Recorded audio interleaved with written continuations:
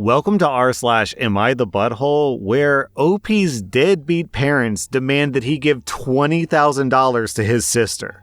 Am I the butthole for how I phrased my reply to my parents' request for financial assistance for my sister? My parents had me very young, like when they were in high school. They had an on-again, off-again relationship throughout my childhood, with my maternal grandparents actually doing most of the parenting, until I was 12 and they got married and actually got their act together. They had my sister 2 years after that. I was always a second thought with them. Our vacations were suited to an infant. Our home was full of stuff for a little kid, not a teen. Whatever. I finished school and my grandpa helped me get an apprenticeship as a welder. I enjoy the work and the money's great. I have my own rig now and I just bought a house. My sister is into ballet and she's really good. She has an opportunity to go to a summer program, but it'll cost a lot of money. My parents can't afford it at all. They asked me to help and I said no. They said that I should help her out because she looks up to me. I said no. They said that I make more money than I need and they'll have to go into debt for her to go into this program.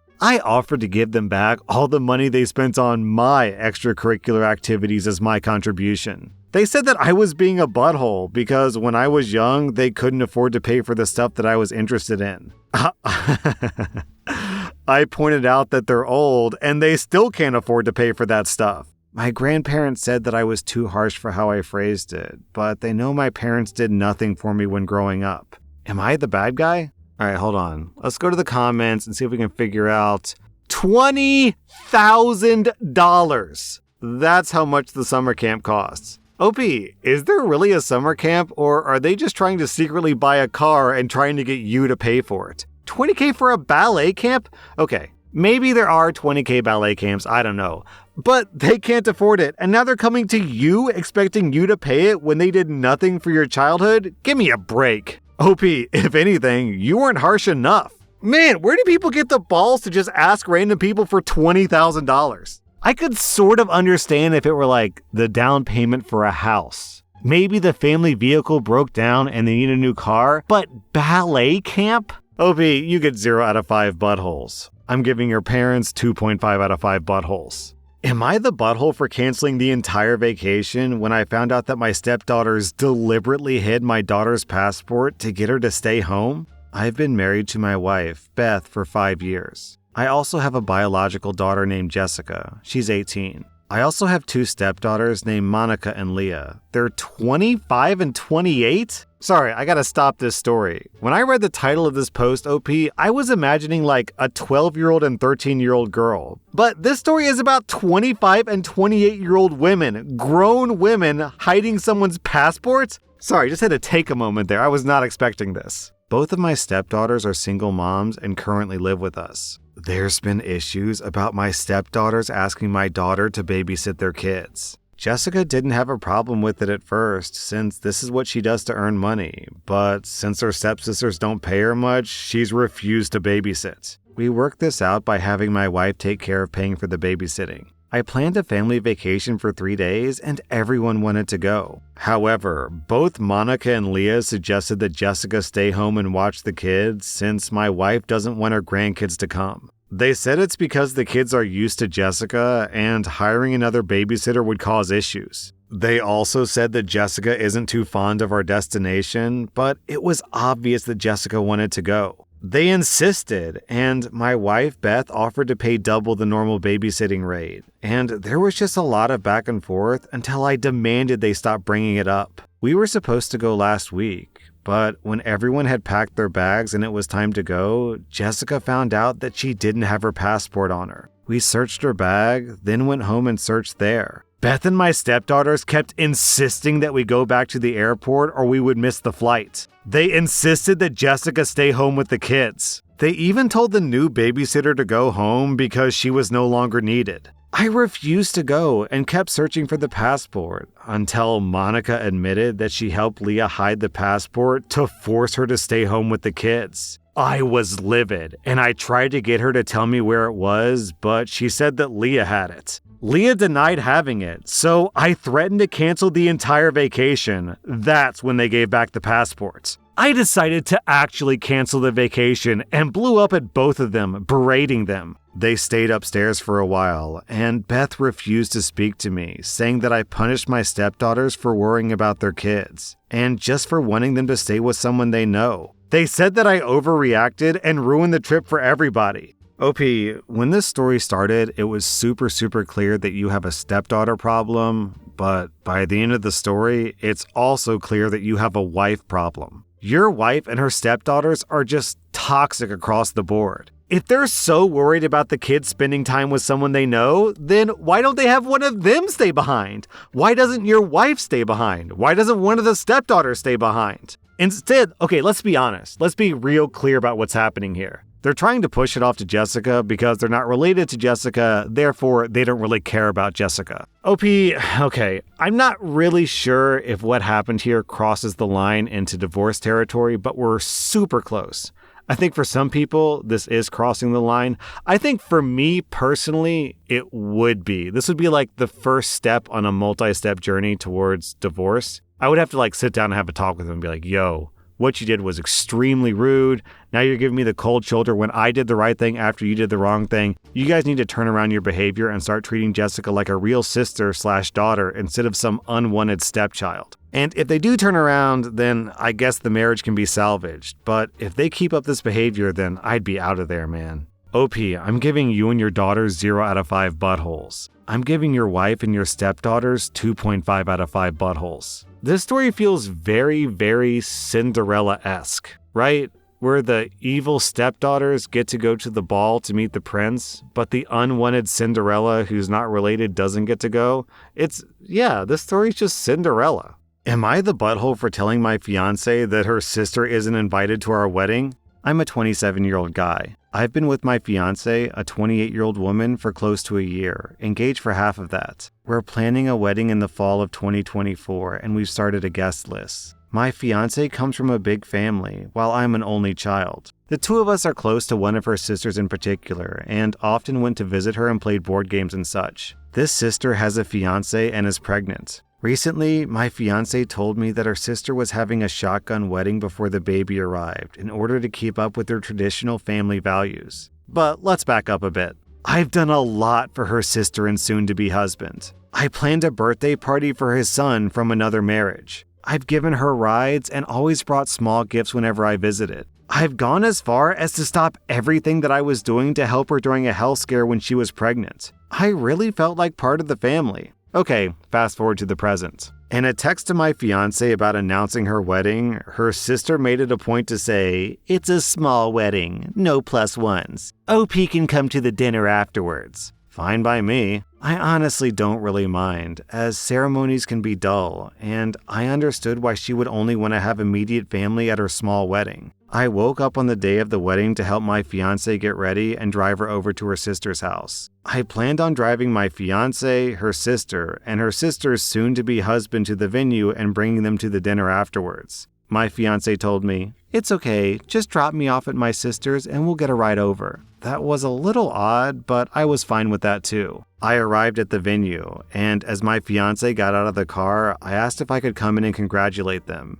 She seemed hesitant and said, okay, let me just text my sister to make sure." I was dressed in plain clothes and was hesitantly invited to come inside. We walked up to the house. Inside was a party of her siblings, their friends, and significant others all dressed up. They looked at me and didn't say much. I saw another one of her sisters, and her new boyfriend was in a suit. Everyone was invited. The no plus one rule only applied to me. I immediately left, and in a text, I told my fiancé that her sister and her husband were off of our wedding list. My fiancé was upset at that because her sister is her close friend. She said that maybe I did something to upset them, which is why I wasn't invited, but I've been nothing but kind and caring to her entire family. I've spent hundreds of dollars and gone above and beyond for everyone, but now we're fighting over this. Am I the butthole? OP, you're a nice guy. And I don't mean that in the derogatory sense of a nice guy. I mean, you're a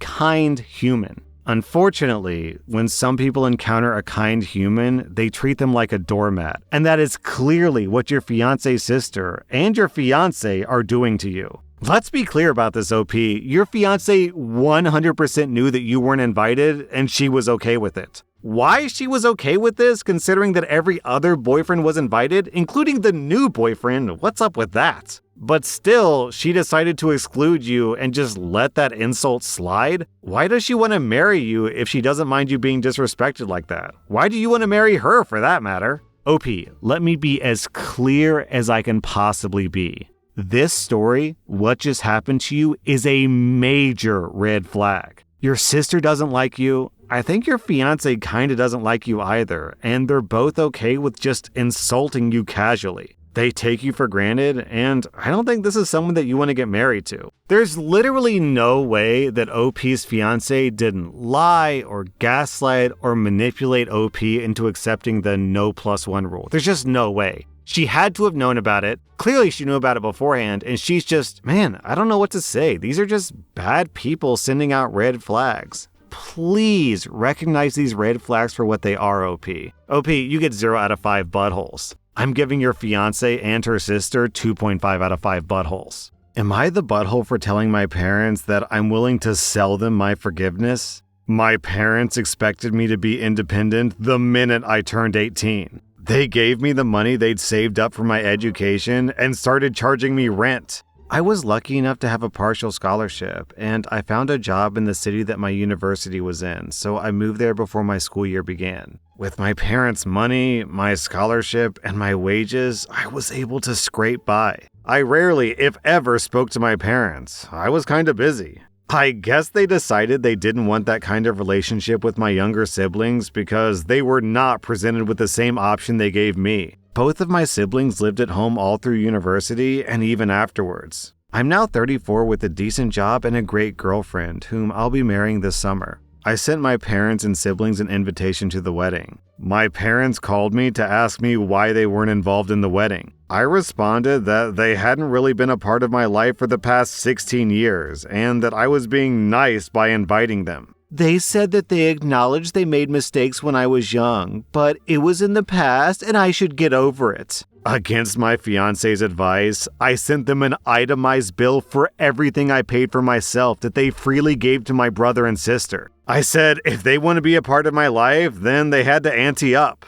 They said they can't afford it because they're in debt still from helping my siblings out. I laughed at them, said that I hoped I would see them in the wedding, and hung up. My family is all trying to get a hold of me to tell me how much I'm hurting my parents. The thing is, I don't want their money, and I don't want anything from them at all other than their attendance at my wedding. If they can't do that, then I'm fine with our yearly phone call. Am I the bad guy? I agree with you, OP. This doesn't really seem like it's about the money. It's about the unfairness and the preferential treatment they're showing to their siblings. How come they got a free ride, but you had to pay your own way? To put it simply, it's just bad parenting. OP, you get 0 out of 5 bad guys. I'm giving your parents 2.5 out of 5 bad guys. Am I the butthole for throwing out my husband's friend's food? My husband loves his buddy Steve. I would love Steve a lot more if he wasn't always trying to give my cat human food whenever he visits. I've explained it to him many times. Steve, do not give the cat any food. She's only allowed to have cat food. I've had to do this literally every time he's been in my house with food. Nevertheless, Steve persists. I came home yesterday and Steve and my husband are throwing darts in the garage. Then they go out and come back with some fast food, including a meal for me. I turn my back for one moment to get some plates, and when I turn back around, I see Steve offering my cat a piece of garlic bread. I yell at him to stop it already, grab his whole meal and dump it in the trash. He calls me a B word and reaches for my meal, but I grab it away and yell at him to get the hell away from my cat until he's learned some manners. They go back out to the garage, and I overhear my husband trying to reason with them, but Steve is not having it. Steve storms out. Steve is pissed while my husband understands my point, but is also annoyed and says that I have no right to throw away his meal. I really don't want to see Steve in my house at all anytime soon. But at the very least, I don't want him here with any food until he learns to keep it to himself. Okay, people down in the comments are pointing out that garlic is famously poisonous to cats, which I actually didn't know about. So, in addition to the baseline disrespect of Steve just not respecting OP's boundaries, he's also potentially killing her cat. I would say that since he's continuously disrespecting you in your own home, then you have every right to lash out at him. I'm giving Steve 1.5 out of 5 buttholes, and I'm giving your husband 2.5 out of 5 buttholes. You know what's worse than a guest coming in and continuously disrespecting the wife? The husband who keeps bringing that guy into the house and allowing his friend to disrespect his wife. OP, you get an easy 0 out of 5 buttholes. That was rSlash Am I the Butthole, and if you like this content, check out my podcast where I publish the exact same episodes. Also, hit that subscribe button because I put out new Reddit videos every single day.